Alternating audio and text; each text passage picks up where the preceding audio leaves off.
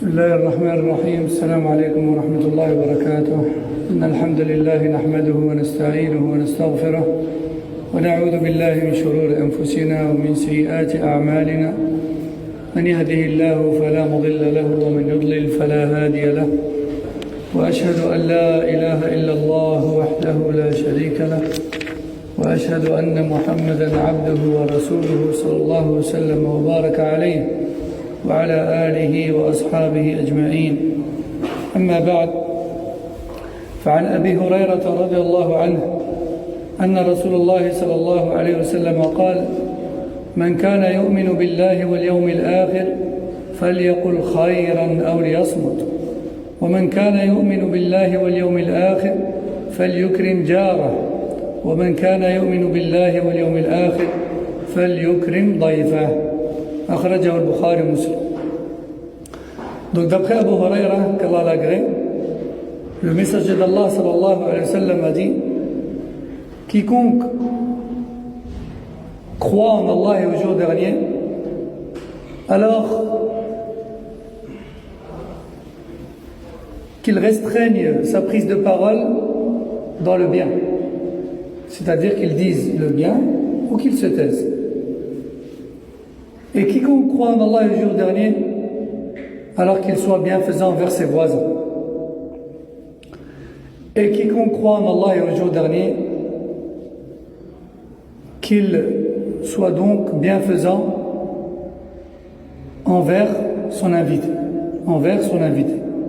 Ou plutôt qu'il soit généreux. C'est encore plus que bienfaisant. Qu'il soit généreux. Qu'il fasse le maximum envers son invité. Rapporté par Bukhari et Muslim. قال الشيخ ابن عثيمين رحمه الله: قوله من كان يؤمن هذه جملة شرطية جوابها فليقل خيرا أو ليصمت، والمقصود بهذه الصيغة الحث والإغراء على قول الخير أو السكوت، كأنه قال: إن كنت تؤمن بالله واليوم الآخر فقل الخير أو اسكت، فقل الخير أو اسكت.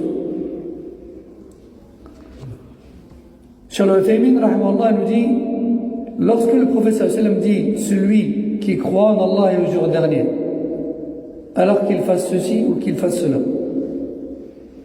Ceci est ce qu'on appelle en langue arabe jumlatun shartiyya, c'est-à-dire c'est une phrase formulée au conditionnel. C'est comme s'il nous disait alayhi salatu salam: si tu dis être croyant, alors fais ceci et fais cela. Si tu dis être croyant, alors fais ceci ou fais cela. Et c'est comme s'il nous disait, autrement dit, si tu prétends avoir une foi complète, alors tu es censé faire ceci ou faire cela, parmi ce qu'il a cité là.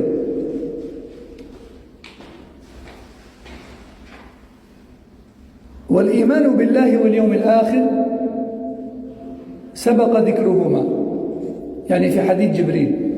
Cheikh Al-Uthaymin rahimahullah nous dit: quant à la foi en Allah et au jour dernier, on en a déjà parlé. On en a déjà parlé tout au début du livre, dans Hadith Jibril. Qu'est-ce que la foi? La foi, c'est que tu crois en Allah, aux anges, aux livres, aux messagers, au jour dernier et au destin. Donc on a déjà détaillé la foi en Allah et la foi au jour dernier, et tout ce qui est engendré par cela. قال الشيخ الفوزان حفظه الله يعني بين قوسين للفائدة في شرح هذا الحديث، قال: هذا الحديث فيه بيان لبعض خصال الإيمان، وخصال الإيمان وشعبه كثيرة، وهي أعمال الخير وكلها من الإيمان، لأن الإيمان قول باللسان واعتقاد بالقلب وعمل بالجوارح. Entre parenthèses, Cheikh Al-Fawzan hafidahullah dit dans son sharh de ce hadith, il dit en fait ce hadith contient quelques branches de la foi Et comme vous savez, la foi est composée de plusieurs branches. Et les branches de la foi, de façon générale, ce sont les bonnes actions. Les branches de la foi, ce sont les bonnes actions. Qu'elles soient accomplies par le cœur, la langue ou les membres. Tout ça, ça fait partie des branches de la foi. Et la foi, de ce fait, la foi se manifeste dans le cœur, mais également à travers la langue et les membres. Et donc, dans ce hadith, nous dit Cheikh Al-Fawzan, le prophète sallallahu alayhi wa sallam a cité quelques branches qui viennent parfaire la foi. Ce sont des branches de la foi. Bien que ce ne soient pas des actions qui composent les fondations de la foi, mais ce sont tout de même des branches de la foi qui viennent la parfaire. Quelle est la différence entre les racines de la foi et les branches de la foi? Quelle est la différence entre les racines de la foi et ses fondations et les branches qui viennent la parfaire, à votre avis? Imaginez un arbre. Imaginez ses racines et son tronc d'un côté et ses branches et ses feuilles et ses fruits de l'autre. Quelle est la différence entre les deux? Les branches pourraient chercher par rapport aux actes, non? Les actes, non, c'est pas tout à fait ça. Attendez. Oui, en quelque sorte. Si on coupe les branches, je coupe des branches, ou je retire le fruit, ou j'arrache des feuilles, l'arbre, il reste vivant ou pas? Il reste vivant. Ah, par contre, si je déracine, qu'est-ce qui se passe? Khalas, il n'y a plus d'arbre, il meurt. Ça, donc, la foi, elle a des fondations sans lesquelles elle ne peut être, et elle a des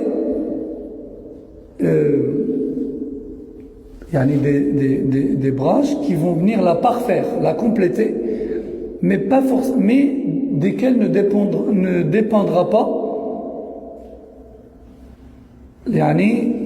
la foi, desquelles ne dépendra pas la base et la présence de la foi, desquelles ne dépendra pas la présence de la foi. مثلا واحد مسلم, il est musulman, il prie, etc. Il dit shahada, il prie, quand c'est l'heure de la zakat, il donne la zakat, il fait le hajj, il jeûne le mois de Ramadan, il croit aux 6 piliers de la foi, mais il est mauvais envers son voisin. La bonté envers le voisin fait partie de la foi. Et lui, il est mauvais envers son voisin. Est-ce que pour autant, est-ce qu'on considère que sa foi, elle est manquante ou pas? Il est mauvais envers son voisin, il ne respecte pas son voisin. Est-ce qu'on dit que sa foi, elle est parfaite ou elle est manquante? Elle est manquante, forcément. Est-ce qu'on dit que ce manque dans sa foi fait de lui un kafir ou bien il reste quand même musulman? Il reste quand même musulman. Ça veut dire quoi? Ça veut dire que le bon comportement envers le voisin, bien qu'il fasse partie de la foi, il ne fait pas partie de ses fondations et de ses racines. Mais il fait partie de ce qu'il a complète et la parfait. D'accord? Comme le bon comportement aussi. Il fait partie de la foi. Le bon comportement de façon générale. Il fait partie de la foi. Mais il fait partie de sa racine ou de ce qu'il parfait? De ce qu'il parfait. Non. D'où l'erreur de certains musulmans lorsqu'ils voient des mauvais comportements dans l'Ummah. Ils disent, c'est un musulman ça? C'est un musulman ça? Le musulman il fait ça? Oui, c'est un musulman. Et le musulman il fait ça. Mais quel musulman? Le musulman a la foi faible. Non. Pas juger l'islam des gens par rapport à leur comportement. Il faut juger l'islam des gens par rapport aux fondations de leur religion. Parce qu'Allah Azza wa Jal a jugé la présence ou non de la foi dans une personne par rapport aux fondations de la foi. Non. Donc il ne faut pas se laisser aller avec les émotions. Il faut rester dans les limites d'Allah Azza wa Jal. Donc on revient au hadith. ثم قال الشيخ ابن عثيمين رحمه الله قوله فليقل خيرا اللام هنا للأمر ليقل لام الأمر والخير نوعان خير في المقال نفسه وخير في المراد به أما الخير في المقال كأن يذكر الله عز وجل ويسبح ويحمد ويقرأ القرآن ويعلم العلم ويأمر بالمعروف وينهى عن المنكر، فهذا خير بنفسه. وأما الخير لغيره كأن يقول قولا ليس خيرا في نفسه ولكن من أجل إدخال السرور على جلسائه، فإن هذا خير لما يترتب عليه من الأنس وإزالة الوحشة وحصول الألفة، لأنك لو جلست مع قوم ولم تجد شيئا من الكلام يكون خيرا بذاته، وبقيت صامتا من حين دخلت إلى أن قمت، كان في هذا وحشة وعدم ألفة، لكن تحدث ولو بكلام ليس خيرا في نفسه ولكن من أجل إدخال السرور على جلسائك، فإن هذا خير لغيره. Cheikh Uthaymin rahmallah nous dit. Ensuite, le prophète sallallahu alayhi wa sallam a dit qu'ils disent donc ou qu'ils prononcent donc une parole de bien ou qu'ils se taisent. Il est celui qui a la foi ou celui qui prétend avoir une foi complète, alors qu'il prononce des paroles de bien ou qu'il se taise. Ou qu'il se taise. Ici, en langue arabe, le verbe est introduit par ce qu'on appelle l'am al-amr. Il n'a pas dit qul ou yaqul. Il n'a pas dit qul, il a dit faliyaqul, liyaqul. Et dans la conjugaison arabe, lorsqu'on introduit un verbe par ce qu'on appelle l'am al-amr, l'am, la lettre lam, qui sert à l'impératif, lorsqu'on met un lam plus un verbe conjugué au mudari', qui est considéré, entre guillemets, comme étant l'équivalent du présent, alors ça devient un verbe à l'impératif en fait. Verbe conjugué au présent, plus introduit par l'âme, ça devient un verbe à l'impératif. Ouais. Toujours est-il que ce verbe ici, dans ce hadith, il est à l'impératif. On devrait donc le traduire en disant « Dis donc quelque chose de bien ou tais-toi » Dis le bien ou tais-toi. C'est ça que ça veut dire. Cheikh Uthaymin rahmallah nous dit la parole de bien, elle est de deux types. On a des paroles de bien, on a des paroles qui sont un bien en elles-mêmes, et on a des paroles qui ne sont pas en elles-mêmes un bien, mais qui provoquent un bien. Qui provoquent un bien. La parole qui est un bien en elle-même, comme par exemple le dhikr, l'évocation d'Allah. Le fait de dire la ilaha illallah, subhanallah, alhamdulillah, Allahu akbar, lire le Coran. Tout ça, ce sont des paroles qui sont considérées comme étant un bien en elles-mêmes. C'est une parole de bien en elle-même. Après, on a d'autres types de paroles qui ne sont pas un bien en elles-mêmes, mais qui mènent vers un bien. Donc finalement, ce sont des paroles de bien aussi. Même si elles ne le sont pas en elles-mêmes, mais elles provoquent un bien. Comme par exemple, le fait de vouloir interrompre un silence dans une assemblée ou une ambiance pesante et désagréable en prononçant une parole qui donne le sourire aux autres. Ou comme le fait, par exemple, de vouloir redonner le sourire à une personne triste devant nous. Ou le fait de vouloir redonner le moral à cette personne. Ou le fait de lui dire une parole, certes elle est inutile en elle-même, mais peut-être pour entamer une discussion, lui faire oublier une chose qui la tracasse, ou une chose qui l'attriste, ou une chose qui la rend pensive. Certes, c'est une parole qui n'a aucune utilité en elle-même, mais elle a un but qui est noble. Et de ce fait, elle devient une parole de bien. Une parole de bien. Maintenant, on est dans une ambiance de, comme on dit, une ambiance de plomb, comme on dit, de plomb. C'est la froideur totale, personne ne parle, etc. Parce qu'il vient de se produire quelque chose qui rend mal à l'aise. Et puis d'un coup, il y en a un, il lance une blague, il dit une blague, pour faire sourire les autres et dissiper cette ambiance désagréable. Et puis tout d'un coup, il relance la discussion entre les gens, et peu à peu, cet événement désagréable qui s'est produit se fait oublier. Certes, cette blague, elle n'est pas noble en elle-même. Elle n'est pas une hasana en elle-même. Mais le but visé à travers elle est noble. Vous avez compris là où il veut en venir le cheikh? Il y a des paroles qui sont un bien en elles-mêmes, elles sont nobles en elles-mêmes, comme le dhikr, la lecture du Coran par exemple. Et il y a des paroles qui ne sont pas nobles en elles-mêmes, mais elles mènent vers une chose qui est aimée par Allah, comme le fait de dissiper une tristesse de l'autre, ou le fait de redonner le sourire à l'autre, ou redonner le moral à l'autre, etc. Voyez? Donc, il y a les bonnes paroles sont de deux types. Ensuite, il dit, rahimahullah,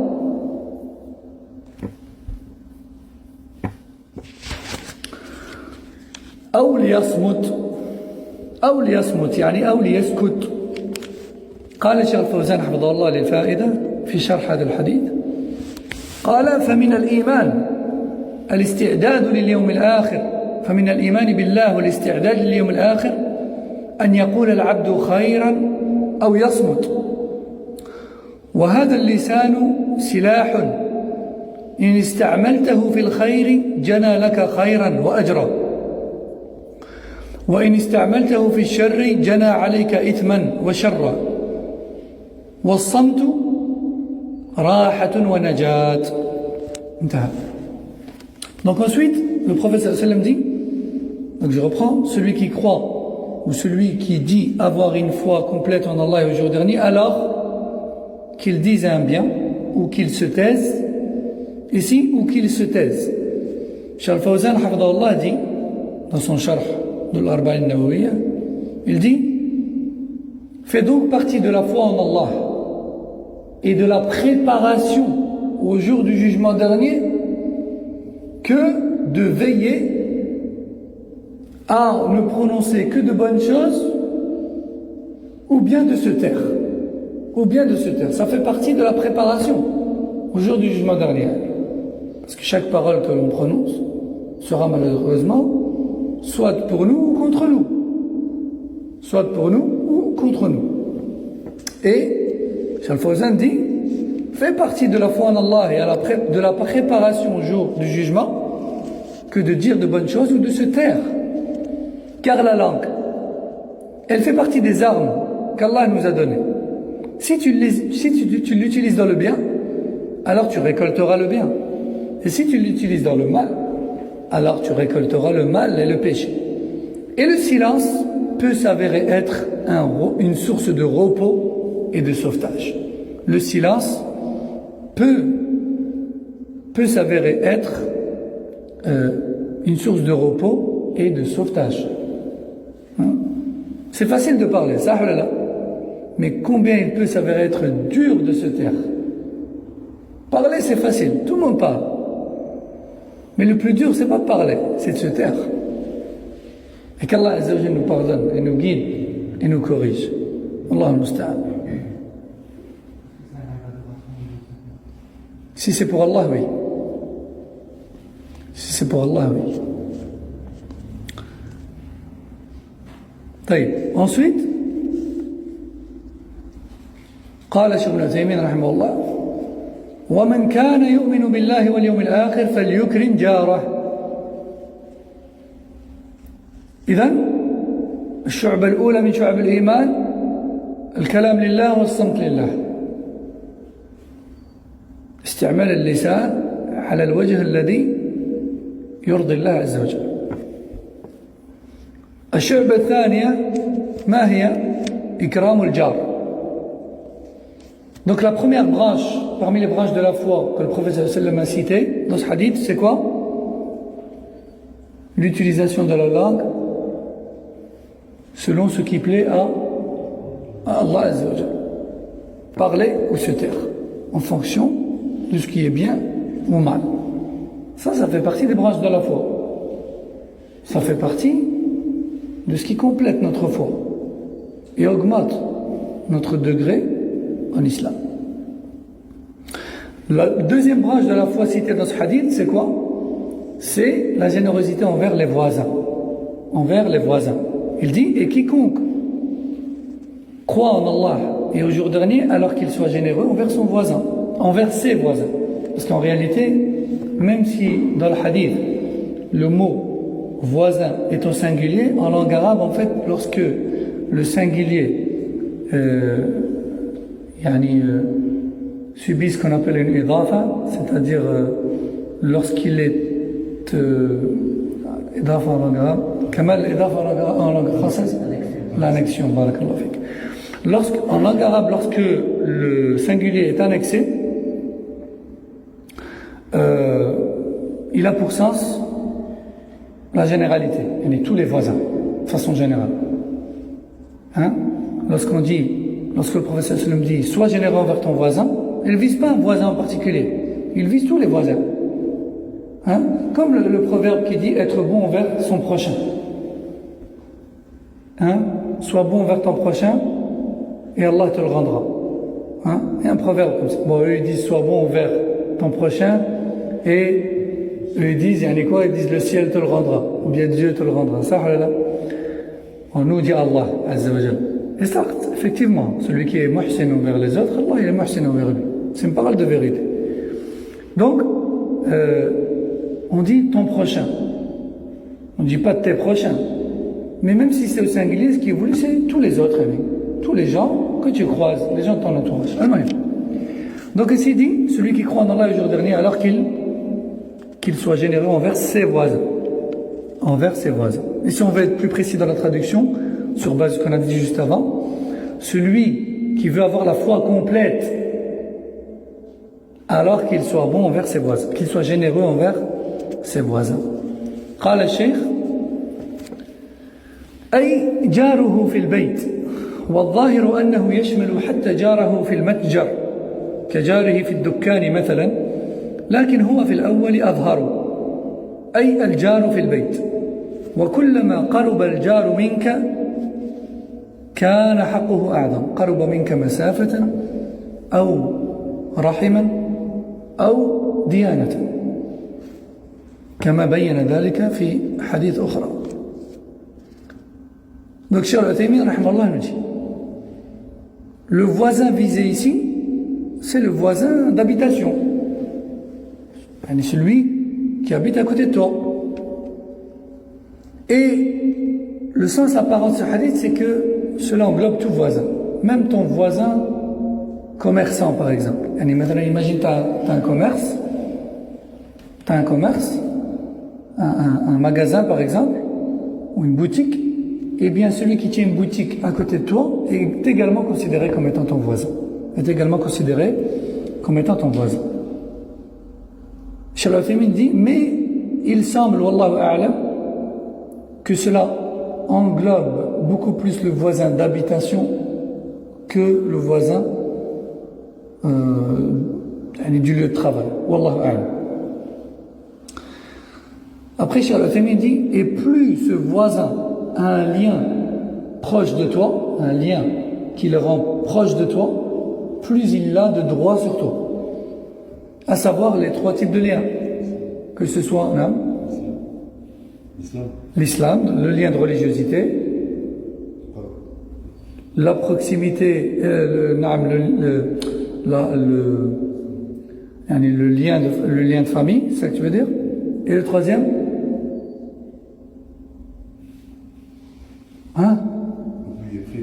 La proximité, la distance qui vous sépare. Plus sa maison ou son magasin est proche de toi, plus il a de droits sur toi. Plus il a droit à ta générosité, ton bon comportement. Et si on ajoute à ça le fait qu'il ait un lien de famille avec toi, plus il a un lien proche de toi sur le plan familial, plus il a de droits sur toi dans ton comportement aussi, encore une fois. Et s'il est musulman, là c'est le comble. Là c'est le comble. Donc un voisin peut avoir minimum combien de droits sur toi? Minimum. Un seul, qui est le droit du voisinage, le fait qu'il habite à côté de toi. Et il peut avoir maximum combien de droits sur toi? 3. Quels sont-ils? L'islam, La proximité et le lien de famille. Et le lien de famille. C'est pour ça que Cheikh Al-Uthaymin ici il dit وَكُلَّمَا قَرُبَ الْجَارُ مِنْكَ كَانَ حَقُّهُ أَعْظَمَ. Plus ce voisin a une raison de proximité de toi, plus il est proche de toi, plus il a de droits sur toi. Plus il a de droits sur toi. Et non pas comme certains extrémistes disent « Oh mais je m'en fiche, mon voisin il est kafir, il n'est pas musulman de toute façon. Alors je m'en fiche de lui. Je fais du tapage, je lui dis pas bonjour, je le respecte pas, je le vole, je l'insulte, je ceci, je cela. » Ça fait pas partie de l'aqida islamique. Ça fait pas du tout partie des valeurs de l'islam authentique. Abadan. Ça fait partie de l'idéologie de qui? Hein? Ça, c'est l'un des signes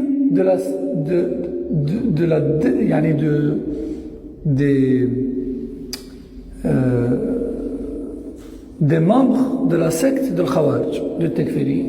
Ça, c'est un signe négatif. Hein? Lorsqu'on nous dit, oui, mais les signes des radicaux, des extrémistes, c'est la barbe, c'est la tache sur le front, c'est la présence à la mosquée, c'est ceci, cela. Il n'en est rien. Tout ça, c'est du n'importe quoi. Par contre, là, ce qu'on vient de citer là, ça, c'est un signe d'extrémisme qui peut alerter, qui doit alerter. Hein? Ça, c'est l'un des signes qui doivent alerter. Ce genre de choses, yani. C'est un non-musulman, là, on peut le voler. C'est un non-musulman, là, on peut le tuer. C'est un non-musulman, là, on peut violer ses droits. Physique, honneur ou autre d'ailleurs. Ça, c'est un signe qui doit alerter. Il y en a d'autres, plus urgents que celui-là encore. طيب. Ensuite, nous dit Cheikh Al-Uthaymin وأطلق النبي صلى الله عليه وسلم الإكرام فقال فليكرم جاره ولم يقل مثلا بإعطاء الدراهم أو الصدقة أو اللباس أو ما أشبه هذا وكل شيء يأتي مطلقا في الشريعة فإنه يرجع فيه إلى العرف وفي المنظومة الفقهية قال وكل ما أتى ولم يحدد بالشرع كالحزر فبالعرف حدودي. والحرز هو تقدير الشيء سواء كان تقدير العدد أو تقدير القيمة أو الوزن أو الحجم أو الطول تقدير الشيء بحسب الخبرة من دون قياس أو حساب تقريبا يعني كما نقولوا عندنا عينك ميزانك تقريبا هذا ما يسمى بالحزر هذا ما يسمى بالحزر. فقال الشاعر كل ما أتى ولم يحدد كل ما أتى ولم يحدد بالشرع كالحزر فبالعرف حدودي. يعني كل ما لم تأتي الشريعة بتحديده وتقديره بآية قرآنية أو بحديث فإنه يقدر بماذا؟ بالعرف بعرف الناس. قال الشيخ فالإكرام إذن ليس عينا بل ما عده الناس إكراما ويختلف من جار إلى آخر فجارك الفقير ربما يكون إكرامه برغيف خبز وجارك الغني لا يكفي هذا بإكرامه وجارك الوضيع ربما يكتفي بأدنى شيء في إكرامه وجارك الشريف يحتاج إلى أكثر. Donc, lorsque le prophète sallallahu alayhi wa sallam a dit celui qui croit en Allah et au jour dernier, alors qu'il soit donc généreux envers son voisin. Et il a cité la générosité de façon générale. Il n'a pas précisé comment. Comment être généreux? Il a dit juste sois généreux. Mais comment, il ne l'a pas précisé. Cheikh Al-Uthaymin rahimahullah dit parce qu'en réalité, Cheikh Al-Uthaymin dit lorsque Allah et son messager alayhi salam nous enjoignent une chose de façon générale sans préciser comment, alors ce comment doit être recherché dans les habitudes des gens, dans le urf, dans ce qui est connu chez les gens de façon générale, dans les habitudes des gens. Et à chaque peuple et à chaque pays, ses habitudes et sa conception des choses. Donc ce qui est resté général dans les textes du Coran ou Sunna, son comment doit être recherché dans les habitudes des gens, dans ce qui est connu pour être comme étant correct chez les gens. Et ici il a dit soyez généreux envers les voisins. Comment? Il n'a pas précisé dans le hadith. Donc comment est-ce que nous on doit être généreux envers nos voisins? On doit regarder à ce qui fait partie du convenable chez nous, dans l'éducation et dans le milieu dans lequel on vit. Qu'est-ce qui se fait pas envers les voisins? Qu'est-ce qui se fait et qu'est-ce qui se fait pas? Ça, là. Tout ce qui est considéré comme étant aïb, ça se fait pas, alors on doit s'abstenir, pas le faire aux voisins. Et tout ce qui est considéré comme ne faisant plaisir, et comme donnant le sourire, et comme étant une marque de respect, on le fait envers le voisin. Cheikh Al-Uthaymin rahimahullah nous cite un vers poétique qui dit: tout ce qui n'a pas été clairement déterminé et détaillé dans les textes de la charia, alors recherche donc son comment dans les habitudes des gens. Naam Sulayman. Est-ce que le fait que le voisin soit un kafir, ça nous oblige à tisser des liens avec lui, ou alors on peut juste pas en quitter et dire c'est bon, ou alors on est obligé de tisser des liens avec lui? Des liens, oui, on peut tisser des liens avec lui, des liens de voisinage. De toute manière, à partir du moment où il y a entretien de bienfaisance au quotidien envers le voisin, il y a forcément un lien qui se crée.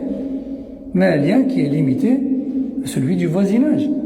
Et qui dit créer un lien avec un kafir ne dit pas forcément l'aimer dans son cœur comme on aime un mu'min. Bonjour, au revoir, comment tu vas? As-tu besoin de quelque chose? Est-ce que je te dérange par quoi que ce soit parmi mes agissements? Tiens, on a fait de la nourriture en trop. C'est la fête chez nous, voici quelques gâteaux. C'est l'Aïd, voici le sens de cette fête. On glorifie l'unicité d'Allah à travers telle et telle chose, etc. etc. Non. Aïwa, non. Aïwa, non. Le Rasoul sallallahu alayhi wa sallam dit clairement, lorsque tu fais à manger, rajoute de la sauce et pense à tes voisins, etc. Beaucoup de textes vont dans ce sens, et c'est pas parce qu'on a un voisin, c'est pas parce que notre voisin n'est pas musulman qu'on ne doit avoir aucun lien avec lui. De toute manière, tu ne peux pas entretenir au quotidien un bon comportement avec lui sans qu'il y ait aucun lien. C'est impossible. Bon comportement envers autrui égale lien. Non. Mais c'est un lien qui est limité à ce qui est légiféré. D'ailleurs, للفائدة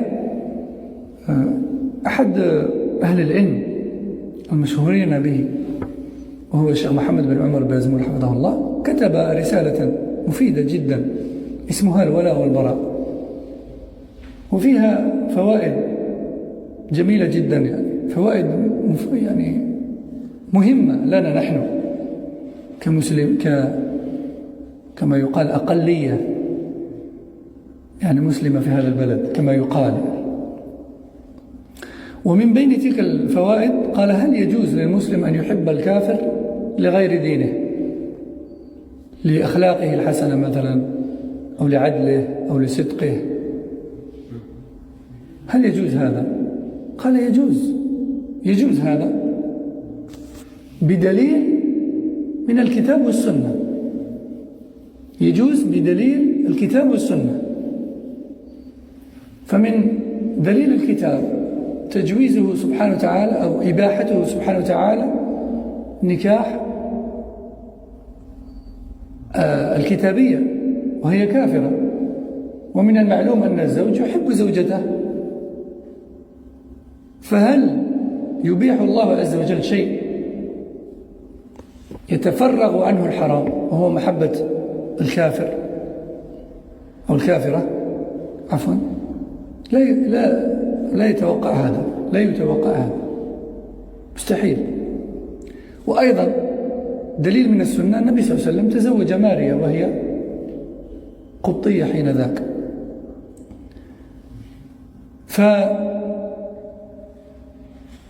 فتزوجها وهي ماذا؟ من أهل الكتاب في أول الأمر، ثم أسلمت بعد ذلك. وكما قال الشيخ في كتابه: من المعلوم أن الرجل يحب امرأته، فدل ذلك على أن المحبة ليست دائما ولاء، قد تكون طبيعية، محبة طبيعية لا تصل إلى حد الولاء للكافر.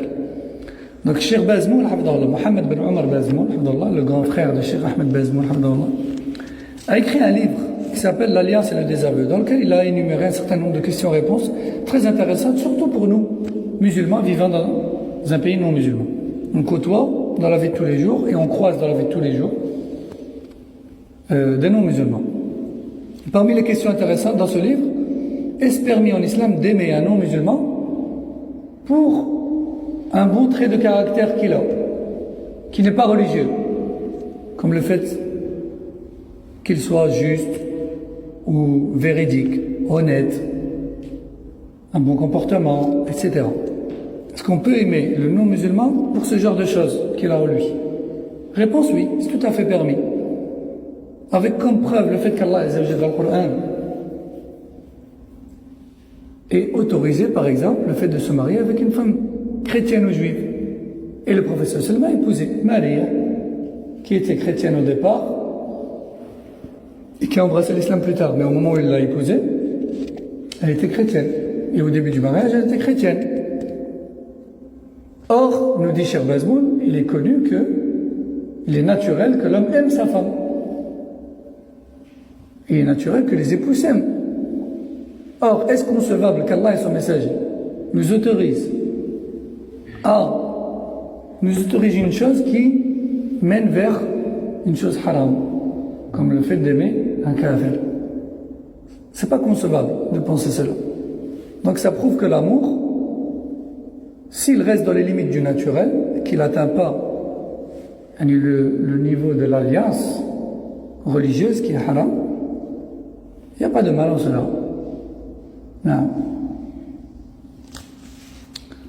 Donc les liens qui se créent entre nous et les non-musulmans ne sont pas, dans tous les cas, interdits. Si ce lien va jusqu'à nous pousser à défendre de l'idolâtrie ou du polythéisme qu'il a en lui, ou le soutenir en cela, ou participer avec lui en cela, etc., là ça devient haram, ça devient interdit.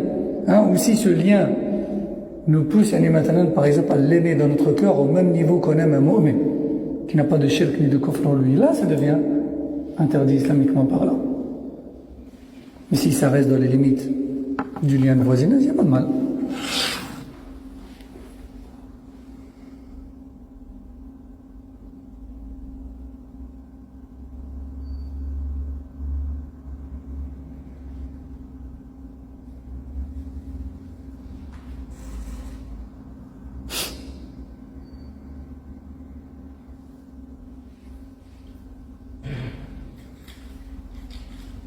Subhanallah. Les explications nous ont dit, c'était quoi? Subhanallah. D'ailleurs, on va en parler après, justement. Jazakallahu khair. Donc, par rapport aux voisins, le Cheikh Ibn Uthaymin, rahmahullah, nous dit ensuite, donc la générosité envers le voisin dépend d'un voisin à l'autre. Il se peut que le voisin soit pauvre, il ne possède rien du tout. Alors, juste de la nourriture, c'est déjà être généreux envers lui, par exemple. Il se peut que le voisin soit riche, il n'a pas besoin d'un plat de nourriture. La bienfaisance envers lui ou la générosité envers lui va être dans autre chose que ça. Il n'a pas besoin d'argent, il n'a pas besoin de nourriture, mais il a peut-être besoin d'autre chose. Le respect, peut-être un coup de main, peut-être qu'elle a. Donc la générosité envers le voisin, ou envers autrui d'ailleurs, ça dépendra du besoin de cet autrui. Ça dépendra du besoin de cet autre. طيب. ثم قال رحمه الله: والجار هل هو الملاصق أو المشارك في السوق أو المقابل أو ماذا؟ هذا أيضا يرجع فيه إلى العرف. لكن قد روي أن الجار 40 دارا من كل جانب، أخرجه أبو يعلى في مسنده، وكذلك أخرجه أبو يعلى في مسنده كما في مجمع الزوائد من حديث أبي هريرة، ولكن هذا الحديث ضعفه الشيخ الألباني في الإرواء.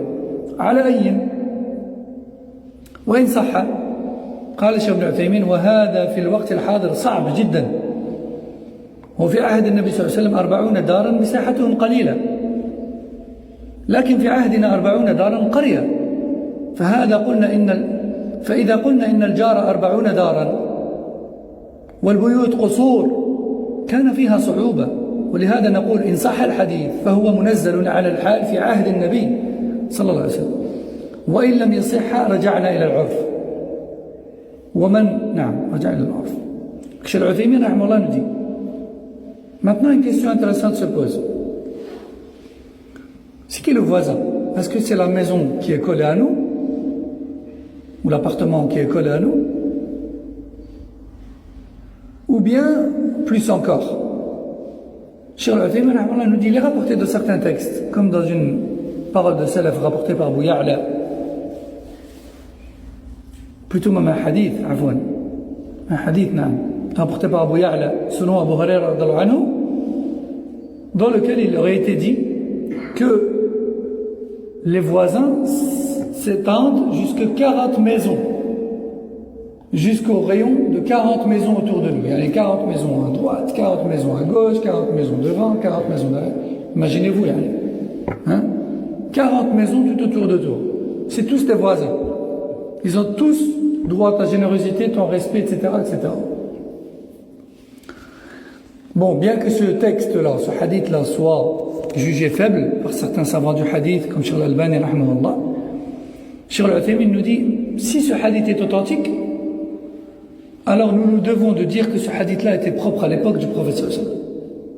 Pourquoi? Parce que leurs maisons étaient petites et elles étaient toutes collées. Et 40 maisons à l'époque du prophète sallallahu alayhi wa sallam, c'est rien en superficie. D'ailleurs, l'El-Fa'ida, juste entre parenthèses, il faut savoir que Médine, telle qu'elle était à l'époque du prophète sallallahu alayhi wa sallam, avec toutes les maisons de Sahaba autour de la mosquée du prophète sallallahu alayhi wa sallam, actuellement, toute cette superficie-là, elle est contenue dans la mosquée du prophète sallallahu alayhi wa sallam actuelle.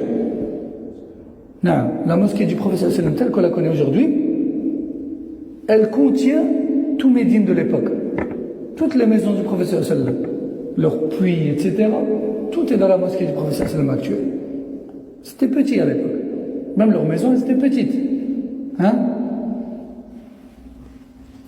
Donc, Cheikh Al-Uthaymin dit, si ce hadith, 40 maisons, un rayon de 40 maisons, est authentique, alors on est forcé de dire que c'est propre à l'époque du prophète sallallahu alayhi wa sallam.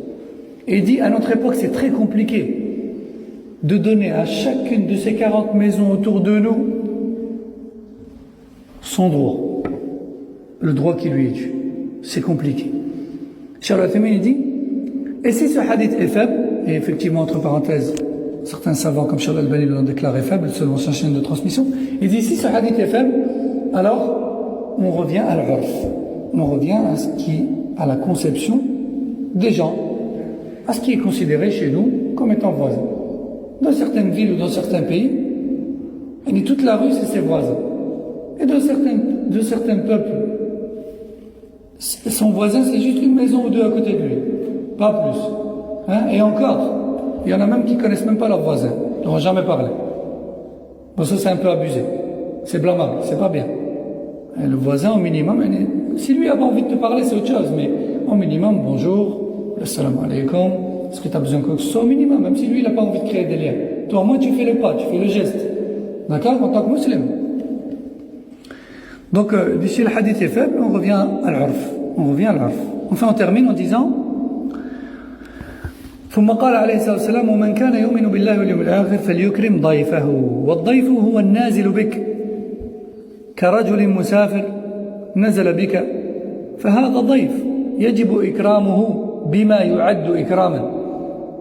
قال بعض أهل العلم رحمه الله إنما تجب الضيافة إذا كان في القرى يعني المدن الصغيرة، وأما في الأمصار والمدن الكبيرة فلا يجب، لأن هذه فيها مطاعم وفنادق يذهب إليها، لكن القرى الصغيرة يحتاج الإنسان فيها إلى مكان يؤويه، لكن ظاهر الحديث أنه عام، فليكرم ضيفه وهذا عام. Donc Cheikh Al-Uthaymin rahimahullah dit, et enfin dans la dernière partie du hadith, le prophète sallallahu alayhi wa sallam cite une troisième et dernière branche parmi les branches de la foi, qui viennent parfaire la foi et non pas parmi ses racines. Hein. Quelle est cette branche? C'est le fait d'être généreux envers l'invité, envers celui qu'on reçoit chez nous, envers l'hôte. Comme par exemple le voyageur qui est de passage, et la personne ici, alors tu te dois de faire ton maximum pour l'accueillir chez toi et être généreux envers lui. Tu fais un maximum. Cheikh Al-Uthaymin, rahimahullah, dans d'autres passages de ses livres, il dit, rahimahullah, il dit, malheureusement, ça, c'est aujourd'hui, c'est perdu. C'est quasiment perdu. Qui d'entre nous, il voit un voisin, un voyageur de passage, et il lui dit, viens avec moi chez moi. Hein? Il dit à sa femme, fais à manger. Hein? Vas-y, reste avec nous, bois le café. Dors ici si tu veux. Qui d'entre nous fait ça? Hein? Malheureusement. Le meilleur d'entre nous, il va lui payer un hôtel, peut-être. C'est triste, mais malheureusement, on en est là. On a un mal.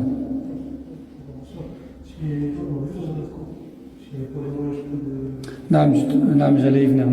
Après, Cheikh Al-Uthaymin, rahimahullah, il dit, dans d'autres livres, il dit, celui qui, par exemple, chez lui, c'est petit, c'est compliqué pour lui de recevoir, ou là, il peut pas, ou là, ouais, qu'il a une bonne raison, il n'y a pas de mal à ce qu'il essaye de se rattraper. Et maintenant, on lui donne un petit somme d'argent en lui disant, écoute, malheureusement, j'aurais bien aimé te recevoir chez moi, mais je peux pas, c'est petit, ou là. Et si je te reçois chez moi, peut-être, trouver les bons mots.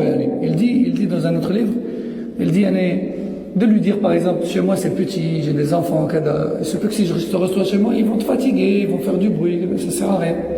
Donc, tiens, une petite somme d'argent, après, va à l'hôtel, repose-toi, mange, à ta guise, c'est tout ce que je peux faire pour toi. Si je pouvais faire plus, je le ferais. De faire le maximum pour se rattraper. Il dit ça dans d'autres livres, rahimahullah. Et enfin, il termine en disant, Cheikh Al-Uthaymin, rahimahullah, il dit, on tire de ce passage que le fait de recevoir une personne comme ça fait partie de la foi. Et d'être généreux envers elle un maximum, ça fait partie de la foi. Hein, de lui servir ce qu'on peut lui servir de mieux, de lui proposer ce qu'on peut lui proposer de mieux. Hein, etc., etc. Après, il dit, certains savants, parmi les savants d'islam, disent que il n'est obligatoire de recevoir le voyageur, par exemple, chez soi, que si l'on habite dans les villages et les zones rurales. Mais si on habite en ville et en zone urbaine, alors on n'est pas dans l'obligation de le recevoir. Pourquoi? Parce qu'il y a des hôtels, il y a des restaurants, donc il a des endroits où aller pour se nourrir et pour se loger. Mais si c'est dans une zone rurale où il n'y a pas de resto, il n'y a pas d'hôtel, etc., alors là, c'est obligatoire de le recevoir si on le peut. Cheikh Al-Uthaymin, il dit, mais cet avis-là me semble faible, et le sens apparent du hadith, c'est que c'est général. Qu'il soit donc généreux envers son hôte, et c'est général. Il n'a pas précisé village ou ville. Wallahu a'lam, subhanakallahumma wa bihamdik, ashhadu an la ilaha illa ant, astaghfiruka wa atubu ilayk, wa sallallahu wa sallam wa barak. على نبينا محمد وعلى آله وصحبه السلام عليكم ورحمة الله وبركاته